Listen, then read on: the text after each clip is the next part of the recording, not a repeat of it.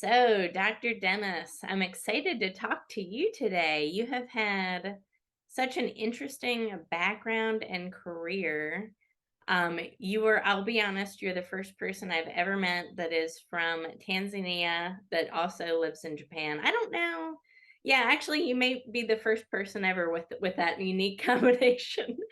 Um, I don't know if there's any fellow Tanzanians in Japan where you are, but what an interesting journey that you've had there. And I mean, how did you go from point A to point B? Can you talk about that? It's really interesting.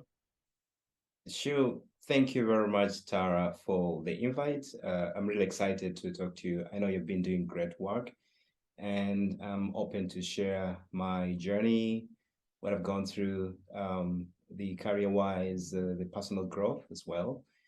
As you mentioned, from Tanzania, and I'm in Japan now. It's been almost 11 years. And the first question that, everybody asks is, how did you end up finding yourself in this part of the world? Yeah. So what drove me here actually, I was in Tanzania working in agriculture sector. I was more of a program managing irrigation, water resource. So basically in the food industry, but this is more into the local community. So something which I was working on, and the fact that it was more into the technology. So how do you transition technology to this local community to see that you see this impact to the food growth, the awareness, and all that. So some of the things which I was more into, and I think that led me to pursue and understand more better. And that was 2012. I think that's when, that transition in the data science getting in more popular, the technology, and because I was curious already before. So when I was in institute in Tanzania, Mm. then every year actually two people have to come to Japan, and I was one of them. And I was so much, into it, say, wow, so that's opportunity that you're moving at least to a country that you're gonna get exposed to the technology, which eventually you can extend it to the end users. So that's where I got into, yeah. So Interesting. Do you feel that your work that you're doing is going to in some way have an impact or elevate where you're from, your community, do you think? yeah, so actually the view, one thing I just want to look at it more broader, is the perspective of how we look at the challenges in the community. It's really, complex. Being and living, sleeping, being part of the community. And when you go outside, when you talk about it, which is very broad, it gives a very different picture on how you want to integrate it into. So this is one of the things which I've been exploring now and then. And the thing is, how can you integrate them to see that you have this impact? How do you integrate into the systems? I've been working in applied data science and going through these practicals themselves and collecting the data until you run into the models. But then when you take a step back, you look at, okay, how do you create those strategies to see that you integrate, for example, we are aware of like the ethics, how does it impact the community? So this is how I've been looking at it recently, and I find it very interesting. And at least it's been aware. I mean, the people in the industry, they are more aware of that, and they're quite taking more steps into that, and something which is really promising. Yeah. That's interesting. What drove you to this career in data science? How did you get into it, right? Where were you first exposed to it? Well, I've always been interested in science. Yeah, I had these dreams of becoming a doctor. At the same time, you want to become an engineer. So I've always been curious when it comes to science. So getting exposed to it, I think it's, I think I should say, from my childhood, just because of the curiosity. But the more practical hand, in Tanzania, I was already involved in social economic analysis. You go around the country getting the data to understand how the community perceives and how you can improve on the introduced technology. Mhm. So now a step further, there are other tools. I think so. When I got to Japan here already, I got my exposed to the data science, and that's when you have to begin coding, you have to begin learning, and the fact that you're exposed to the resources, so you take advantage of that. Yeah, and it's been a very long, interesting learning journey until now that I'm exploring more opportunities. Yeah. Wow, that's interesting. What do you view? It's that you said you're exploring more opportunities. What can you tell us a little bit about what you're exploring and thinking about? Yeah, so in exploring, as I mentioned, I describe myself as an applied data scientist. So I should say most of the work has been more into research. You're working on the research part of it, and getting exposed to how you want to now take that not just on research but to the outside world. And I think the industry is really doing great, and that is something which I really got so much interested. And I think for the last 4 years, I should say, I really got more interested in the industry. How do you blend into there? How do you impact, in the research which you're working on? So when it comes to opportunities, again, it's how can you bring your learn from what they have, but also transfer your skills again. Coming from a multidisciplinary background. So these are things, and I should say, for for chances, for the opportunities that I look at, like now I'm in Japan here, but Mhm. I've got involved like in these initiatives in Africa. I mean, looking at a more global, where we have these initiatives with some colleagues in South Africa and Nigeria. We're looking at this UN 2030 vision of how to deal with like the food security, and Wow. that gets it in a little bit backwards from how the VCs, you know, Yeah. create the channels to accelerate the startups, and they handle these challenges. So this is one of the things, but not only that, where we're looking at these startups that are working in health, that are working in agriculture, Mhm. and we know there's really a very huge gap between the technical know-how. So when something is of need and I feel I can, contribute to that, I think that's where our goals has been jumping into. Yeah, I love that. And that's where you and I met. We met on Founders Sunday. Um, exactly. and I was immediately interested and just, I wanted to talk to you as soon as, you sent me a message because I just saw such an interesting career path that you've had. But I love the passion to again better your community through food security, right? That's so important. And I mean, your experiences when you lived there, what were they like for the people in general? Can you give us some insight? What were there food security issues that you saw? The experiences. So if I'm to look at experiences, a country, aging population, they have their own challenges. Yeah. Of course, the food security comes in many aspects. They're looking at it in terms of how can they uh, fill up the labor shortage to help in the production. So this is a very crucial thing, of course, where I am here. But if you look at the other side of the world, they're battling with the challenges in the food security, diseases, the poor production. So in both ways, but the thing is how these are things which I've also, looking at that. I think actually this is what I did actually for my from the PhD. How do you integrate like the ICT and AI into the low resourced and the we call it the low resourced, now the low resourced in two perspective. We have low resourced in terms of the resources themselves, but low resource as they don't have the technology. So these are different plane, but how do you get that? Yeah, I can share more details into that. Yeah. Wow, that's interesting. I don't think anybody's talking about that. We think of so many other ways to apply that type of technology to make things Mm, easier on us, right? But what if it's to help save lives?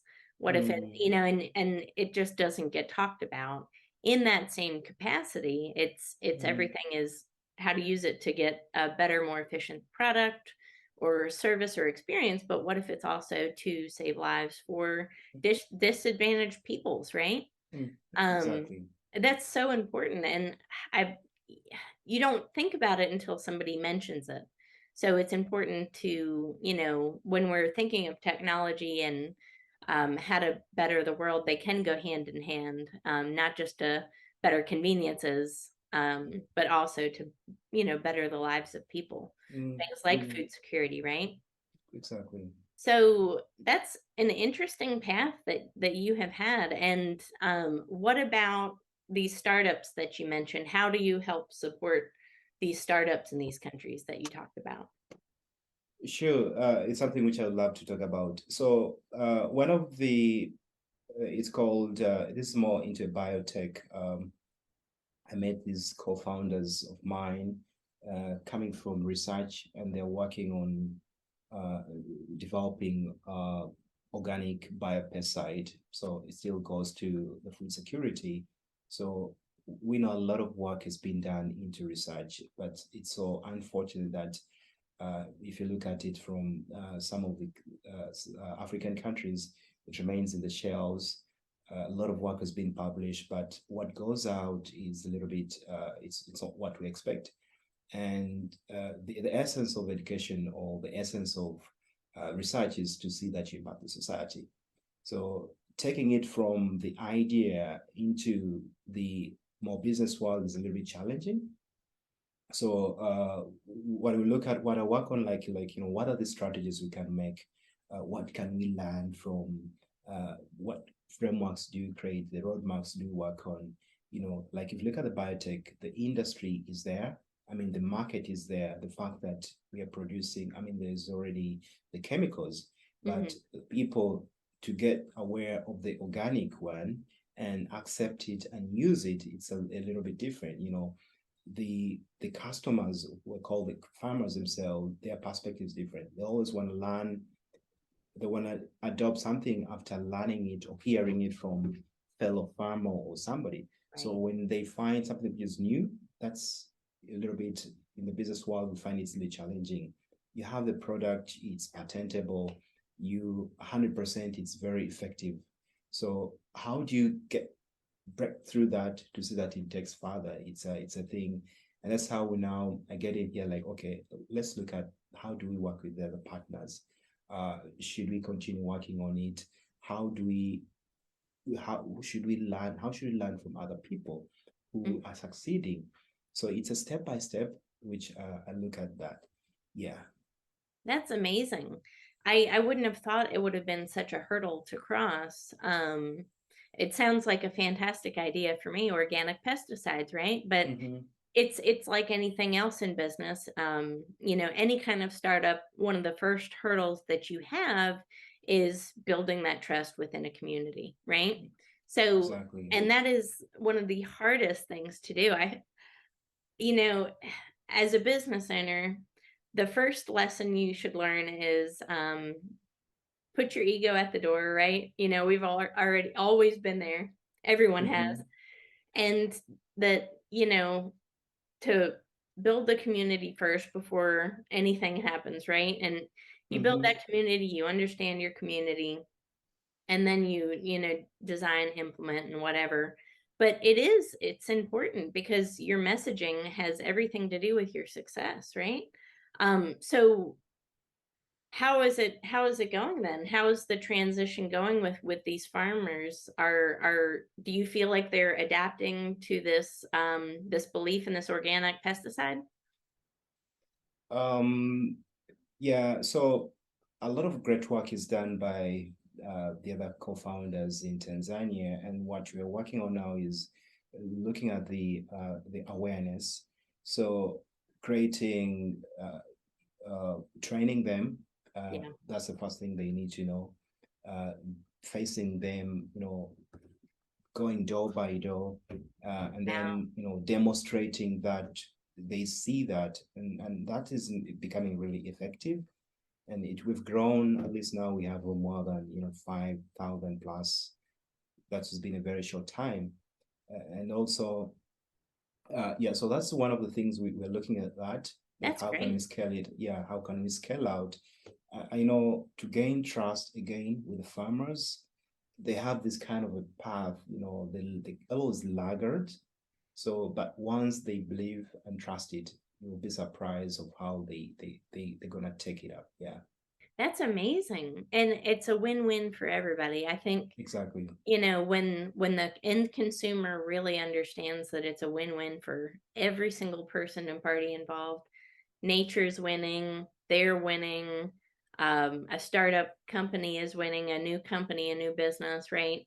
Everybody is winning a little bit. And when you really realize that's that always sells me on a product or service when everybody in that chain wins a little bit. Mm-hmm, mm-hmm, And mm-hmm. that's important. But it's a beautiful mission, Dennis, and it's a shame that you have to, that it's so door to door, but I can't imagine a lot of these farmers are on social media Mm-hmm, networking. It mm-hmm. is I can't imagine you find many, but there might be some. Yeah, the other platforms, the WhatsApp, Yeah. the mobile technology is really penetrating to these rural areas. So they're really doing great. The mobile, we are aware of the growth, the magnificent growth in the mobile development in East Africa. Like a lot of transactions which happen there, which includes this same kind of communications. And I haven't looked at that, but we believe it's a very powerful tool. Even the Yeah. messages we deliver and the information delivered to scaling your market, to scaling your product really works. Yeah, That's awesome. No, I'm glad you guys are having success. sure. And if there's anything I can do to help, just let me know. Because I always support businesses with powerful missions and purposes. Mm-hmm. I think Mm. it's important, and us founders have to support each other, because if we don't, right? If we don't support Exactly. each other, no one will. So, I believe in uplifting our community, within our founder community and of entrepreneurs, because it is Exactly. important, especially when somebody has something very purposeful that Mm-hmm. they're working on, such Mm. as food Mm. food security. But eventually this could spread. This could go, Mm-hmm. all of East Africa potentially, and then even further on, right? Mm-hmm. Um, Mm. and you just never know where something's going to take you. Um, but that is awesome. I'm Exactly. proud of the work you guys are doing. Um, Thank you, Tara. yes, absolutely. And any other closing things that you want to talk about, or hit on, anything that you can think of centered around personal growth that you would like to share, or anything like that? Well, yeah, so they explore, I mean, this is more into the what I call the technological policies in the Mhm. emerging market. Yep. It's something which is really, we know it's more socio-economic transformative, for a mission-driven industry, for a mission-driven which has those impacts. But if you look at it on the other side of it, maybe stepping a little bit back on the data technology, it's something which I've seen is very impactful. We at some point we agree on that. If you put aside the negative impacts on it, like how AI technology is impacting that. So it's something which is really, I'm passionate. I love to do that. And as you explore, you learn from the industry. There's this program here where we facilitate leaders uh, uh, to learn about the applied data science, to learn about AI into their business transformation, and you learn from them. But as you take also them through the journey of what the technology it is, and how to embed it into their business. So that is something really interesting. And what I see, I think it's something which I'm probably gonna dig deeper into it. It's not just about the technology. So I get back the technology like a policy. How do you get these parties, this expertise in this framework, in this team as a multi where you work on a set of problem, we not just look at a small team and okay, you data scientists can work on this problem and give us the solution. No, things don't work that way. But when you bring it as a team, different layers, different stakeholders, when they get together, I think it really goes further, and we're gonna see those results. It's not just how we see it now, where 80% of projects we hear about data science fail. So imagine 80% failing. So if you factor that out to the social economic transformation, it's like there's a failure in those social economic transformations. So strategizing on that, it really becomes really powerful, fighting food security, disaster, climate, which is all around. So imagine getting all those parties into it and say, how do you get that the health, which is it impacts everybody's life. So yeah, so I've just made that in the more broad way, but I Wow. believe the experts who could hear, who could learn as we go along, because as you said, as even founders, as we support each other, the same goes to the other experts or the other stakeholders, keeping an open mind and learning, then we can see this big transformation. Yeah. That's amazing. So you are helping many people on different layers, different ladders. You're helping farmers, right? You're helping with food security, but then you're also helping other business owners develop Mm-hmm. their businesses and teams. So you're Mm-hmm. coming with it from a multi-layered perspective of Mm-hmm. just all around leadership, but with the mindset of a collective ecosystem. Mm-hmm. And that is brilliant because, and you and I have talked about that on our last conversation, that Exactly. you have to do things on a collective scale. And, when one wins, everybody wins a little bit. And to Mm-hmm. not ever think about success as being just for one person or success as being individualized and even groups. Success can be for all, right? It means different things for different people, but you have to do it on a collective scale, again, where everybody wins a little bit and betters because of it. The key is that everybody you touch within that ecosystem becomes a little bit better as a result of interacting with you or doing business with you, right? But Exactly. you can do things on a big level like that. And even as just one person, even just you, and your team, you can do things on a massive level that touches potentially millions of people's lives. Mm-hmm. Um, and that's, a big takeaway from our conversation is the ripple effect that we can have. Don't you think that's so impactful that anybody can have an impact? What are your thoughts on that, Dennis? Sure. The if you look at the, just as you mentioned, the ripple effect, Yep. for if understanding the problem, I think we tend to fail, or for things which fail. I'm looking at that is when you don't understand that. But now the open mind, in the sense of what you introduce, if it's a technology, it's a framework, what you introduce there, and you have this really, who are those, final, the audience, if we could say the audience, Yeah. so if those are put into considerations, it's how I've always been looking at it, and I find it, it becomes really effective. So in whatever industry you look at it, it's marketing, it's you're working on some branding of the company, like what you're working on, Tara, is really very huge. This is how you integrate people from different fields. I've listened to some of those great talks, and it kind of opens up. And if you look at it in that ripple effect again, that's where you see the huge, you're serving for the benefit of what your mission is looking at. So if you have a more clear vision and what you're looking at in the future, so yeah, and I just believe even other industries can adopt. We can learn alone from several industries, different geographical regions.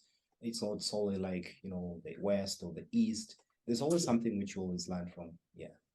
Absolutely. But you only learn if you work with other interesting people, right? That make you grow. Yeah, exactly.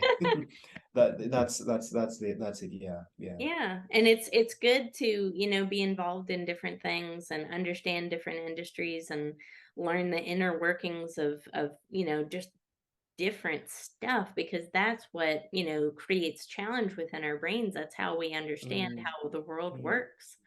And what's important as well. And again, I love your background. I think it's extremely unique. You're also an ex-rugby player, but we haven't even touched on that.